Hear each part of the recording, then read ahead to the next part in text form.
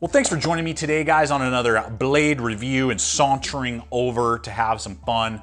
If you're addicted to edge tools or you're interested in edge tools, we are going to do a full breakdown today on a buck knife, and we are looking at the SAUNTER series, the 250 series. I have two models here. If you buy it, this was staged. Okay, so if you buy them, you're not going to get 2 for 1. This is just so that we can see it.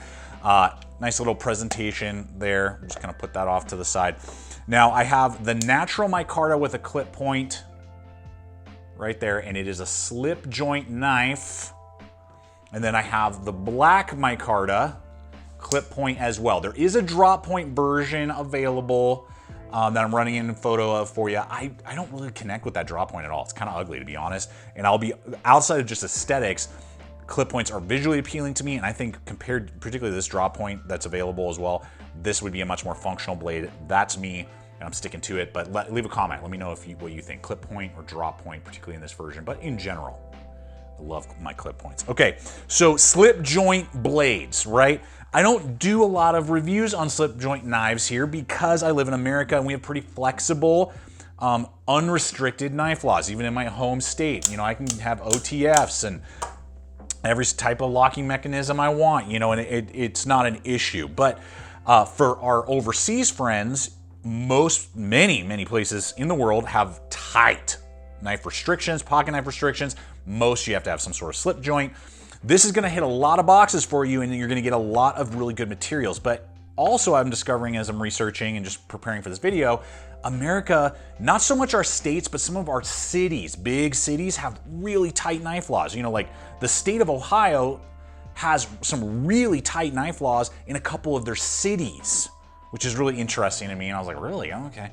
I mean, we know like New York, we can kind of expect that. Guys, with that said, this buck blade is really well designed for a couple reasons. One, 2.3 on the blade length, giving you, a decent amount of real estate to work with on a full flat grind. Now, Buck is known for their hollow grinds, which I have nothing against, but the full flat is just so slicey. Very easy to get an edge on, great relief edge. I was super happy with its performance. Really well done. That point just pierces well, slices well. Compact food prep, if you're doing some whittling, on the porch, it can easily do that. But also just zipping through cardboard boxes, zip ties, cordage. The blade of this size has got to function, and it functions super well. I did not find myself having to put all kinds of energy and force, and in any way possibly overcoming and having it, snap back on me. I didn't have to do that because of the relief edge and just the geometry. The thickness is 0.1 on the thickness, which is, I think, like, I don't remember, 20, no, I'll annotate it if I can for our overseas friends and brethren in millimeters, because we don't do millimeters over here in America. But really well done. Now the steel is also a good choice and kind of an upgrade compared to many slip joints that I see. 154 cm with the Boss heat treat. Buck does excellent jobs with their heat treat. They really go to town on those. 154 cm is definitely, I would say, an improvement over N690 for those of you in Europe who are possibly looking at this. You'll get a little bit better edge retention in my opinion. And very similar like VG10. Very good. It's not like a premium steel by any means. And in this day and age, it used to be actually made for aircraft ball bearings, is how that originally got started. And then in like the 50s or 60s, they started making knives with it. But good rust resistance and also good edge retention, and not going to be very difficult to put an edge back on when it does need to be resharpened. So blade, excellently done. Good little sharpening ricasso there. 90-degree spine, so if you did want to use this as like a little compact survival kit blade and build a survival kit around it, you could do that, like a pocket one. 90-degree spine there, so it will throw sparks. Now you gotta have good grip to put good leverage on a compact blade like this so the ergos can't suck. And so before we dive into that though, I want to give a quick shout out to today's sponsor, one of our affiliate program partners here, HUCKBERRY, and their Timex Ironman watch, which is a reissuing of this classic from 1999. This is the Timex Flix Ironman Triathlon. So this is available exclusively to HUCKBERRY. If you're tired of all of the smartwatch craziness, or you just don't like having the idea of Bluetooth energy being thrown through your body constantly with all those smartwatches, or that you find them distracting, but you want a lot of capability and features in your watch, this is an awesome option. I've had this now for I think going on 2 months now. Used it extensively and I love it. It is not only durable because it's designed for the Ironman triathlon, but it's got lots of different features, different types of alarms that you can do, several different laps and timing, and time zones that you can have in there. So there's a lot of capability in it, but it's still quote unquote a dumb watch, and it's very retro and an exclusive reissuing. So if you're interested in this, hop on over to HUCKBERRY, link in the description below, as well as my exclusive 10% off promo code towards your purchase. And they got tons of great, many times American-made products over there and gear, and that's why I'm glad they're not only an affiliate network partner, but also sponsor to this video and the content here on the channel. So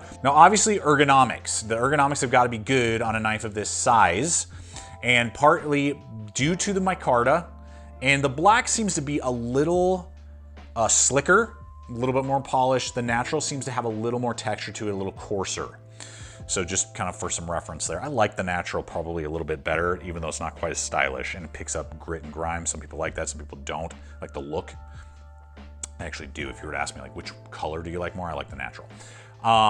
But with that said, you're looking at, 0.44 on the thickness here with those scales that are screwed in. A lot of slip joints are often pinned in. So the nice thing is that you can disassemble this if you had to and clean it out, maintenance, whatever it is. Good machining. There's no blockiness per se to it. There's no excess lips, where the stainless steel liners would be. And with my large size hands, it's basically a 3.5-inch handle, if you will, right there. So easily gets all three. And then my pinky isn't creating on the hot spot right there. It actually is like right here.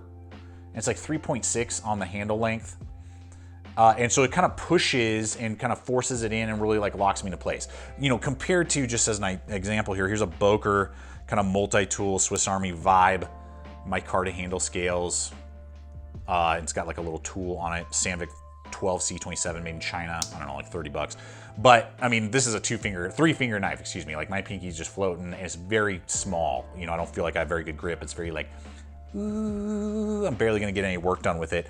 The buck is gonna really, I felt very in control of the tool and could do a lot of work with it versus like, I feel like I'm just pinching like the back end of a blade or something. It definitely has some good grip and obviously good texture with the micarta.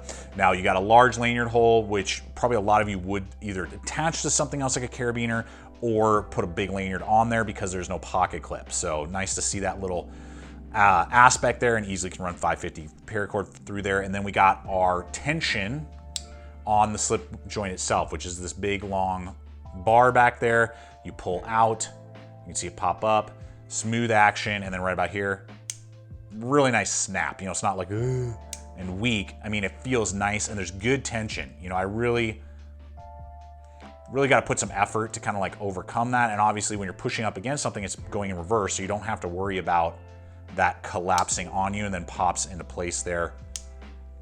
Rock solid. I mean, there's no wiggling. Whoa, because I forgot there was a lot there. I almost took out the fingers for a sec. Woo! And then obviously you got this like blood groove on one side, not ambidextrous if you're lefty, I mean, it doesn't matter. You're pinching anyway. You're not gonna, I tried. It's really hard.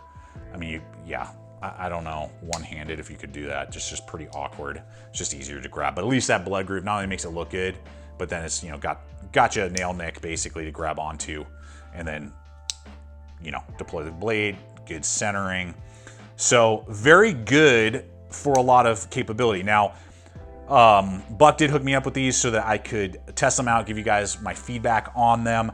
And they are currently going for about $120.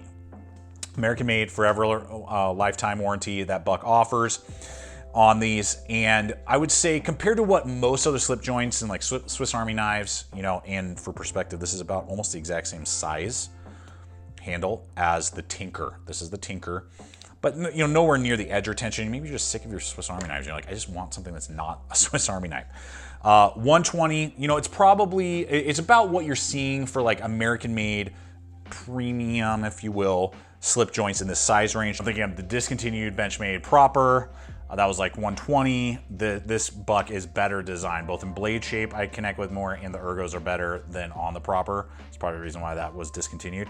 I'm thinking of like the Kershaw Federalist, which is like 115, made out of 154 cm as well, but that is like 3¼ inches of blade length. So if you're trying to, again, fall into this legal category of sub 2.5, this is gonna, again, fit that niche. Just for some perspective, here's the Buck Slim Pro 112 S30V steel, so a better steel, but when you look at the cutting edge, it's almost identical, maybe just a hair longer. Obviously thumb studs, G10 handles, lock back, ambidextrous pocket clip. So there's definitely a lot more going on here in a larger, longer handle, just for perspective. About the same cost, you know, about 120, maybe 110, right around there. And if you are looking for the blade length, but locking doesn't matter, here's some fun options. I'll just throw in here too, totally off the wall. We have here the Immunity from Benchmade, $270 with M4 steel, which is insane. But you got an Axis lock, crazy, you know, aluminum handle scales, deep ride, ambidextrous pocket clip. This guy is, I think, yeah, right about that same blade length, like 2.5 inches or less on the blade length. Similar handle size, you know, it's basically like a 3-finger knife as well, kind of giving you that same idea.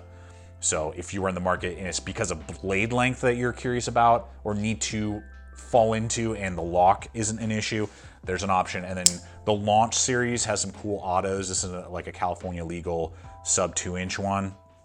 Can't remember the model. That's just a crazy one, like 80 bucks, 154 cm steel. No, CPM 154, excuse me. CPM 154, whoosh, like karambit style blade.